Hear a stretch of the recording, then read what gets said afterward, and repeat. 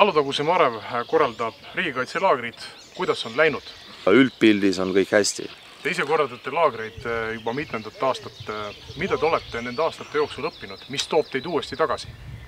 Mina ütleksin selle koha pealt niimoodi, et siin on rohkem ikkagi suhtlust inimestega. Sa näed hästi palju noori. Paljudele just lastele on see, et on esimest korda.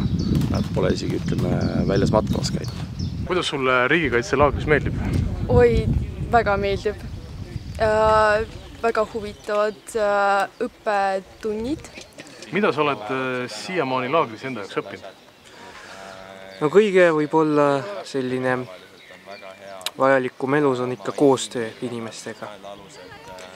Sallivus inimeste vastu. Kuidas sulle riigikaitselaagris meeldib? Meeldis. Ma tahtsin siia tulla veel sellepärast, et ma tahan Kodutütre organisatsiooni kandideerida. Ja ma tahtsin varasem kogemust saada, et saada aru, meeldib mulle see või ikkagi ei. Mis mõtte või tundega sa siia laagrisse veel tulid? Mida sa enda jaoks tahad õppida?